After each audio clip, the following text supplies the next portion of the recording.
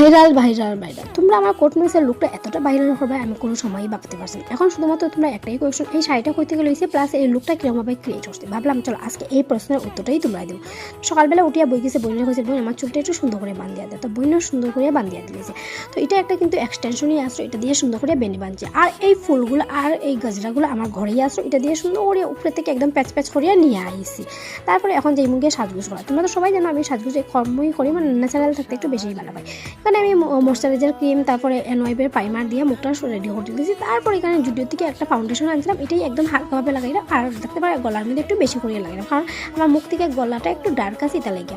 এদিকে দেখুন আমি এখানে থ্রেডিংও করছি না, প্লাস আইল্যাশও আলাদা লাগাইছি না। এখানে শুধুমাত্র একটু মাস্কারা, আইলিনা আর কাজল দিলেছি, সঙ্গে একটা লাল টিপ আর দিলাম একটু লিপস্টিক। মোটামুটি একদম হালকাই সাজছি। আমি সবসময় চাই যে আমার স্কিন টোনের লগে মুখেরটা মিলতে, তো আলাদা একদম পরিষ্কার এটা আমার একদমই ভালো লাগে না। ঠিক আছে, তো মোটামুটি এখানেই সাজছি। এখন আমার এই শাড়িটা নিয়ে তো ভীষণ তুলমা। এটা কই থেকে লইছি, এটা রয়েছে আমি শ্রীভূমির নাহাটার থেকে। এটা কোনো ধরনের প্রমোশন না, জাস্ট তোমরা কইসো দিকে কইরাম।